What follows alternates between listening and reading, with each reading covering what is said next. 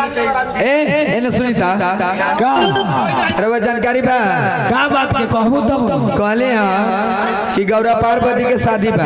अच्छा समझ ली। आ राजा के सिपाही आ रहल को मोटका का मोटका रहल तो का कहले कि देश देश में न्योता जाए देवे जाए के बा। अच्छा अन्ना तो खाल घीच के भूसा भर अगर न्योता ना दे वो खाल घीच के भूसा भरी।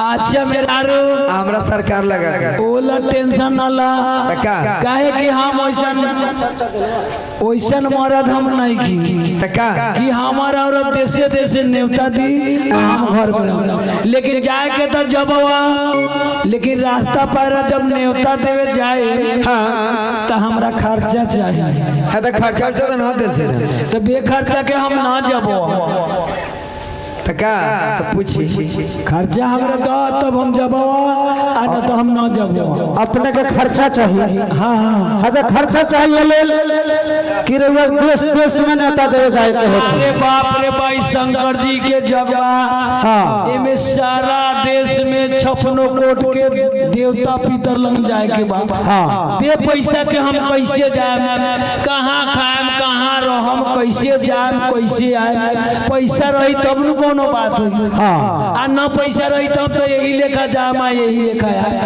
आई जगी महाराज जी आई एक पूरा विधि के तय करा ली एक बाद में आगे कार्यक्रम बढ़ी। जगी बहादुर जी आई अब पूरा विधि के एक बेर तय करा ली। ये लेखा की बात बोलो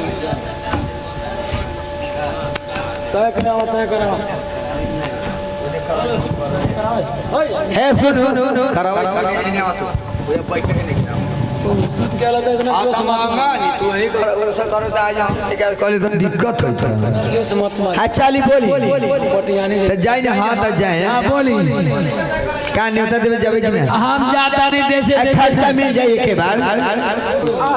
अच्छा ठीक बा हम जाता नहीं देशे देशे न्योता दे चल लाहू ये बड़ी रहुआ हाथ सो मारे देसा विदेसा में अदाऊ लाहू ये बड़ी रहुआ हाथ सो मारे देसा विदेसा में उतारे लाहू ये बड़ी रहुआ हाथ सो मारे देसा विदेसा में अदाऊ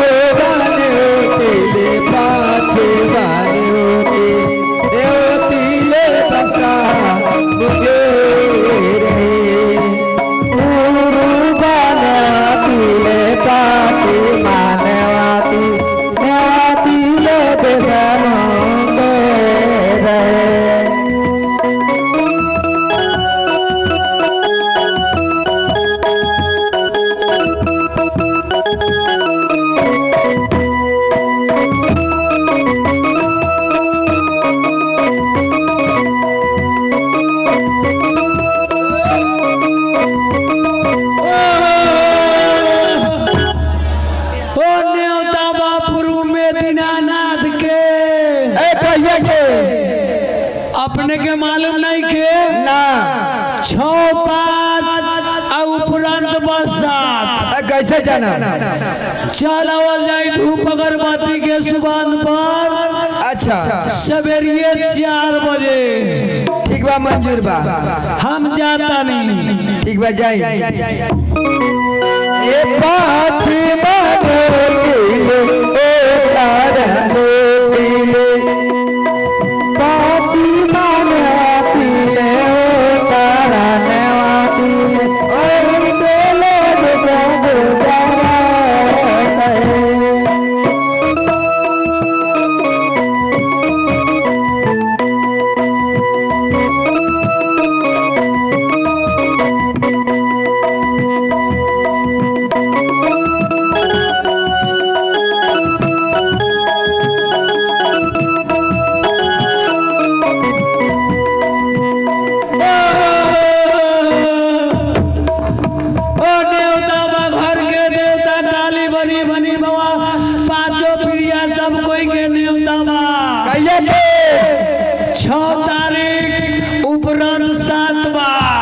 जाना। धूप अगरबत्ती के सुगंध पर सवेरे 4 बजे चला। एने सुनी का एक बात कही, एगो का रउआ दूगो कह सकिले। रउआ जितना देव पितर बारी, अच्छा आ जितना मनुष्य पिलुआ पताई जे सब बारे 56 गो के देवता के एक बार रउआ न्योता दे दी। ठीक बा, ये शंकर भगवान के जगवा उनकर शादी बा। अच्छा तो उनका में तो भूत प्रेत लंगर लूजा अनरा कोतरा जितना बा सब कोई जाले। पहले देवता बा सबसे विद्वान बड़ा देवता में ब्रह्म बा, उनकर न्योता बा। ओकरा बाद में सातों बहनी जगदम्बा दुर्गा मैया, आ तब देखू इतना ब्रह्म बाबा बजरंग बोली शंकर जी पार्वती जी सरस्वती मैया काली बनी बनी बाबा राज देवी फुलमा देवी विश्वर बाबा सब कोई के न्योता बा। सांप गोजर पिलुआ पताई लंगर लूजा कोड़ी माकर भूत प्रेत तानी बिहार सारा कोई के न्योता बा। मंजूर बा? हाँ मंजूर बा। सुन लो, ए सुना कोनो छूटल तो नहीं खे। अब रउए बताओ के छूटल बा। देख ली एगो आदमी छूट गेल बा, के चमकी फुआ। ए कथियो चमकी फुआ के बुढ़िया के लेबू ए जग में काहे? अरे बाप रे बाबू आवले तब बेटवा मारी भतरा मारी कहते आवले पूरा जग के नाच देवले। एक बात कही का देख, जितना जमनगी से रहले न, हाँ अगर ओकरा कुछो के जानकारी ना रहले हाँ तो उहे बूढ़ पुरनिया सिखावे लगे गे ना ना कर गए, हाँ तब जाके उनका जानकारी होखेला। ई बात बा। तब तो ऐसे करा, हम जाता नहीं उनको के न्योता दे दे। सुना, अगर तू ओकरा घरे जाइबा, हाँ अगर उ ना भेंट होई तो कम से कम ओकरा दूगो ठेला ओकरा छापर पर रख के आइए। ठीक बा, हम जाता नहीं ओकरा घरे, अगर भेंट हो जाए तो कह दे, आ ना होई तो ओकरा छप्पर पर ढेला दूगो धर दे। ठीक बा, हम जाता नहीं। जाई 1000 रुपया आखी देख ले चुना ले आई सुना तानी एकर हमरा पर एक दिन से स्वागत करो तानी। आओ की आई मोटका उमरिया आप विधाता दिन खाए दिले साजना सयान हम न दानत कैसे कोई गवाना जाई बेरा सजना सयान हम न दानत कैसे कोई गवाना जाई बेरा।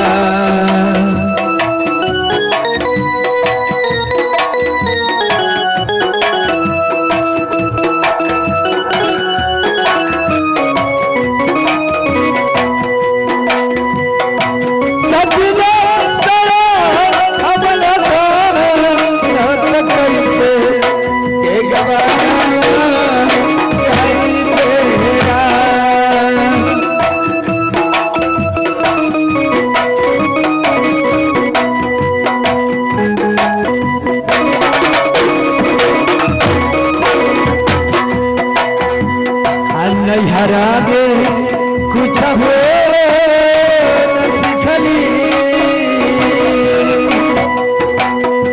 नैहरा में कुछ हो न सिखली, अब पिया के घर का कर देला।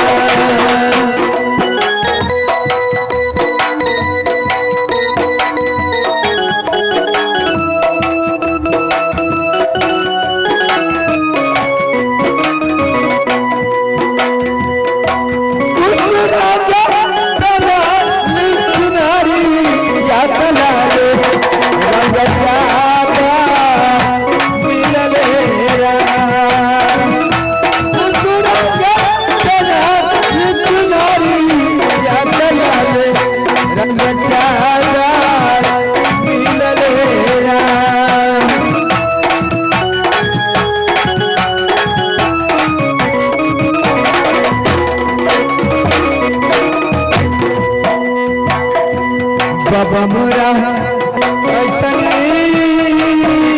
रमैया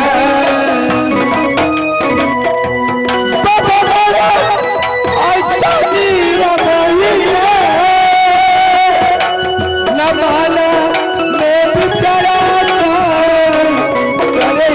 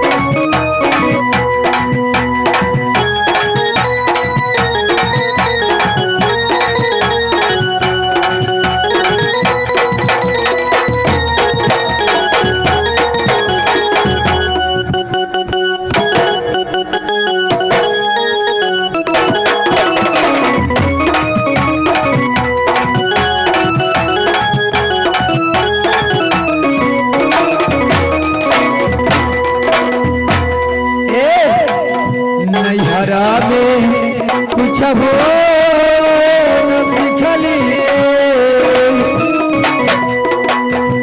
नैहरा में कुछ हो न सिखली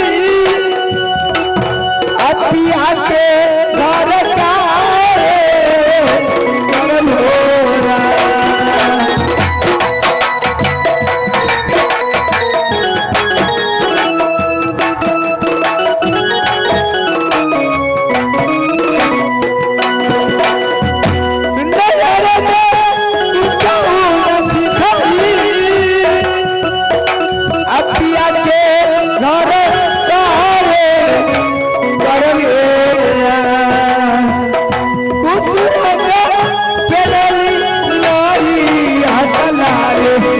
ज्यादा मिलन हो रहा चुराई हाथ लाले रंग ज्यादा मिलन हो रहा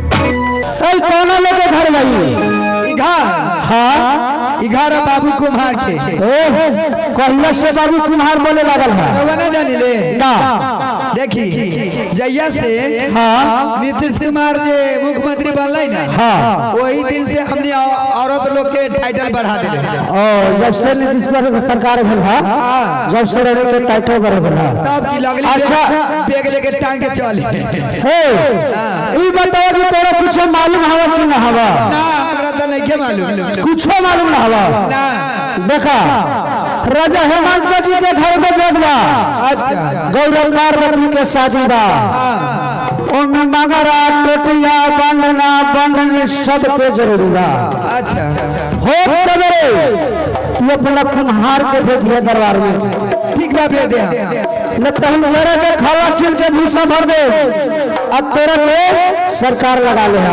ठीक बा ए मेहरारू बारू हो गोर लगतन जी खुश रहा ए जी का बड़ी जुल्म के बात बा का जुलूम के बात बा ऐ उसी भैया आ रहा का कहल कहता कहती गौरव पार्वती के शादी बा अच्छा ओमे चामू खलसा पदना सब चीज चाहिए ओमे अच्छा खाल खींच के भूसा भर दी हमरा के सरकार लगा दी जा तू बारू पूर्वक रे हमरा हाथ में सब चीज के इल्म बा अच्छा ऐसे कर तू जा खाना बनावा हम जाता नहीं माटी खन के आ सारा बर्तन गढ़ के पका के अब महाराज के दरबार में चौपा दी। जी ठीक बा, जा खाना बनाओ। ठीक है बनाओ तनी। हाली हाली मातिया कोरिया भैया को मरा, अरे कोरिया भैया को मरा कि खाने हो लागे भैया को मरा मातिया खाने हो लागे। हाली हाली को मरा नैये भैया को मरा, नैये भैया को मरा करे लागे भैया सुंदर बार काला करे लागे तुम्हारा सुंदर बार काला करे लागे। ए हाली हाली मातिया सालिया भैया को मरा, ए सालिया भैया को मरा सालू लागे भैया सुंदर बार तालबा करे लागे।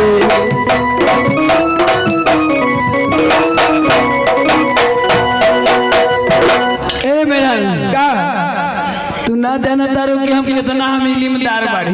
ना ना रहुआ तो बड़ी सारा चीज गढ़ी ले, चुमू कलसा बत्ती बंदना बंदनी जितना तक के चीज होखेला सब हम गढ़ी ले। अच्छा अब ऐसे करा का अब बर्तन तो कर देनी, हाँ। लेकिन एमे एगो सामान लागेला।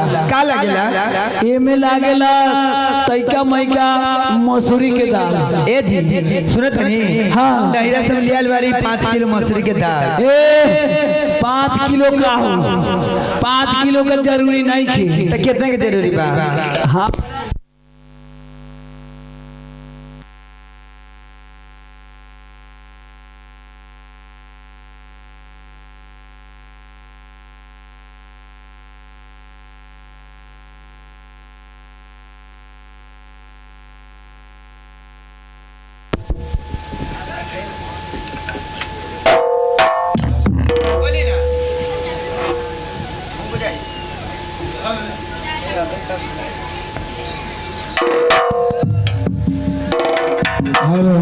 हाँ हाँ बोली। सुना, हमरा के आधा किलो मसूरी दा, हम चलता नहीं आवा लगावे, अब बर्तन पका के अब महाराज के दरबार में चौपाए। ठीक बा लिया तक। सुना दा दा दा दा सुना, हम कहा मसूरी के दाल तो तू कोई भाठा ला लेला। ठीक बा, रहुआ कहा मसूरी के दाल तो हम कहा हमार भातरा ला ले। बुरबक जनाना, जब तू मसूरी के दाल हम कहो मत तू कहू भाठा ला लेला, तब बर्तन पकैबू कि हमरा के पकैबू? ना ना बर्तन बाकी तब मसूरी के दाल मेरा आरू बता हमारे सब चीज नु जोगा के रखल केनहू जब रहुआ कमा के ना दे तो हम जोगा के कहाँ से रखा? कमा के दिले, हमार सार बा ससुर बा सब बहुत खेती करल, सारा जब घटले दाल दलियन कोनो चीज तक चौपा देवले। तोरो बहिनी के तो भेजवाइए। अरे सब चोरा अब चलत नहीं आवे लगा लगाई मसूरी के दाल हम भातरा ला लेला। का कहलू रहुआ कहली मसूरी के दाल तो हम कहली हमार भातरा ला लेला। वैसे ना कहिए, कैसे? वैसे कहबू तो बर्तन ना पाकी आ तोहर भतरे पाक जाई। का कहे? कहिया मामा मसूरी के दाल तो तू कहिया भट्ठा ला लेला। ठीक बा, मसूरी के दाल भट्ठा ला लेला, मसूरी के दाल भट्ठा ला लेला, मसूरी के दाल भट्ठा ला लेला, मसूरी के दाल भट्ठा ला लेला। जग जुग के चीज बा, नेक के चीज बा, सुहाग वाला काम बा। आहे सारा ही मसूरी के दाल झाड़ देता नहीं कि ये में रही तो गड़बड़ हो जाए। एगो काम करी ना का जाई आबा लगा देली लगा देनी तो जाओ मुंह हाथ तोप के देखी ता कमुआ तोप के देखे के हुई। हाँ काहे बर्तनवा लाले लाल भइल बा कि ना? आय अगर ऐसे देखम तो का हो जाए? मुंह झोकर जाई। अरे बाप रे बाप, हाय मेहरारू हम लइका रही रू तो हमर बाबू आवा लगावे तो हम वही लन जाके बैठी आ जैसे जैसे बाबू हमर करे हम सब देख ले बारी देखले बारे तो याद होई हम चलता नहीं हम बर्तन निकाल ठीक बा जाई मुंह टोप के जाए ना तो मुंहवा झोकर जाई तो बस अरे बाप रे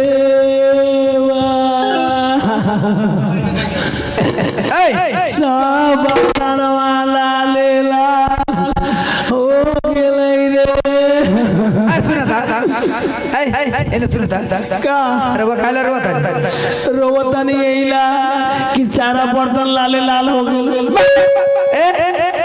देखिए बर्तन जब लाल लाल हो गए तो खुशी के बात बा का खुशी के बात बा तब अरे लाल हो गए तो और अच्छा बात ना अच्छा जाना तनी कैसे कैसे रे ना जानकारी ना हमरा नहीं के जाने देखो पहले के जमाना में हां सब आवा लगा भाई हां केनु पिया त केनु करिया केनु पकबे न कैला अच्छा छोकरिया के रह जाए ओ जमाना में सब गाय इंडा में पानी भरे हां त कन खावा काखे में रह जाए पेनिया नीचे गिर जाए अच्छा वही वो मेरा 5 रुपए बिकाए अच्छा आप बिकाए 50 रुपए ए मेरा रो आप 50 रुपए बिकाई तो पहिल का रहे सीमेंट के पिलर आई अब ऐसा पिलर दे बांस के कि दू मंजिला मकान बना है ना जाना तनी वो मेरे का मंजिला बनेले बानी अभी बेचब ना त 3 मंजिला बनाई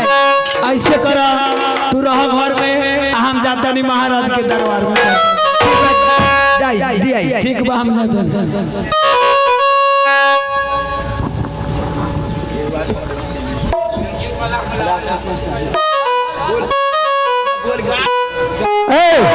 का कौन लोग के घर भाई रवाना जानकारी ना हमारा मालूम नहीं है हाँ कौन लोग के घर भाई ए बाबू तेली के घर पर कौन लोग के बा बाबू तेली के कहिया से बाबू तेली बोले लागल है कहिया से जहिया से मोदी सरकार प्रधानमंत्री बनलथी ना हाँ ओहिए से टाइटल बढ़ी कहीं बतावा कि तेरा कुछ मालूम हवा कि ना हवा ना हमरा नहीं के मालूम कुछ मालूम ना हवा तन कोन देखा राजा हेमंत जी के घर में जगवा गौरव पार्वती के शादी बा अच्छा ओमे 1.25 भर तेल के जरूरी बा हो सवेरे तू अपना तेली के भेज दिया दरबार में लतहुन करा के खल्ला छीन के भूसा भर दे आ तोरा के सरकार लगा ले ना ना हम आवे त घर वाला तक कह देता हो सवेरे भेज दिया ठीक बा ए घर वाली मारू हो जाई रे वसन बात कर काहे बाप रे बा एगो सिपाहिया लग पेट वाला अच्छा मोटा का कहलक कहले आगे बोल घर वाला कहां आ डायरेक्टली आगे ना मैं घुस गई तना अरे बाप रे बाप जाने तनी हम तो कहली का कहलू हम कहली हमर घर वाला गेली तेल पेरवा अच्छा बोलू ए जाने तारे कुछ मालूम है कि ना हां से बोलू गौरव पार्वती के शादी है अच्छा ओ में 1.25 भर तेल चाहिए हां जेना है वहां पेरवा के दरबार में पहुंचा देवे ए मेरा का ऐसे करा अब हमनी देश छोड़ दा आए देश से भाग चला काला अब तब महाराज के दरबार में हुकुम बा आ देखता नहीं कि सरसों नहीं कि कहा हम 15 किलो रखले वाली परू के ओ 15 किलो रख ए मेरा बड़ी होशियार हमार जाना ना बा का कहियो तोरे ऐसा लक्ष्मीनिया मेहरारू तो चाही आई रउआ दिल तब ना बचा के रखी घर में जो गौनी जब हम खाना बनाए ले एक मुट्ठी चाउर हमेशा निकाल के रख दिले कि कहीं कमे ना हम कम जाई तो उहे बनाए होशियार इतना तू बारू जो गौनी कि मरद के कमोते कमोवे मुंह आ दिल बारू आई रउआ कहां ना कमाए तो लगे के खाई कहां से आ तइका होशियार बारू हम चल जाइले के ना हो आ तू ताकल तोरे तोरे सब देखा था नहीं ना बोलता आई चली जल्दी से तेल फेरी चला तेल फेर हो जाए दोनों आदमी मिलके आ तेल फेरा आ महाराज के दरबार में चौपा चली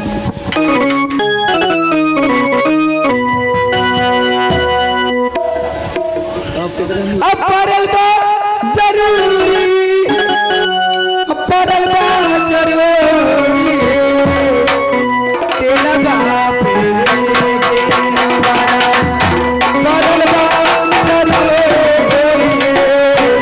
तेला बाप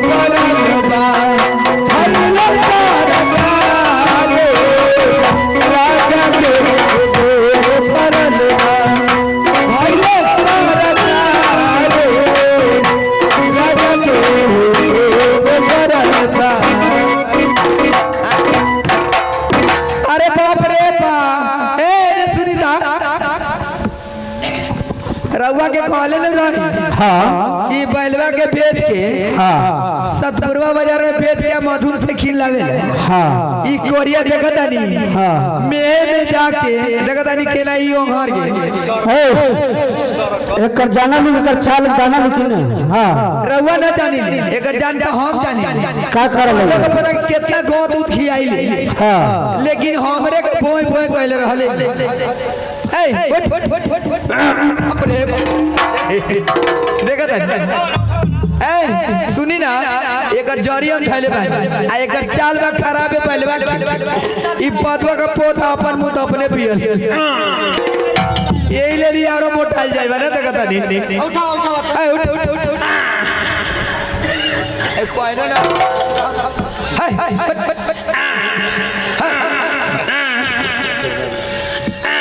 माई के माई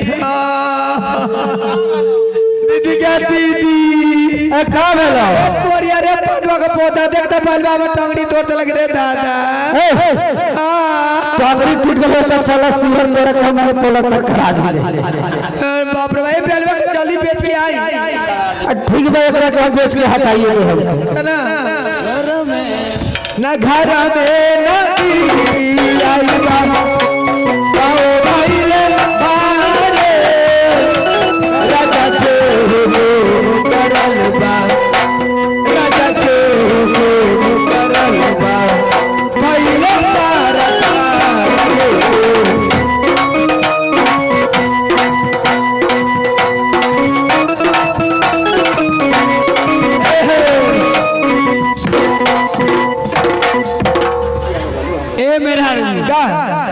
अरे बाप रे बाप ई महाराज के डरे हमनी के तैका मेहनत भेल बा कैसे ऐसे भेल है कि हम बलरानी अब बोलू अब पेरई दोनों व्यक्ति के थक गेल आए हमहू थक गेल बाड़ी का कह के बा ऐसे करा हाय तेल लेला आ चल जा तू महाराज के दरबार पर ओल्हा बाजार पर चौपा दी हम दिए हाँ तो ऐसा करी ना मांग टिकली ई चूड़ी लाठी पहन लू आई साड़ी पहन लू आ घर में जाओ खाना बनाओ हम जाते हैं रात दरबार में पहुंचावे ऊ मरद हम नहीं की कौन बानी कि मेहरारू के बहरे बहरे घुमाएम हम घर में आँच लगा अच्छा हम के मरद बारी की तू रह घर में हम जाता नहीं महाराज के दरबार में ठीक है जाइए हम चला तानी जल्दी चल जल्दी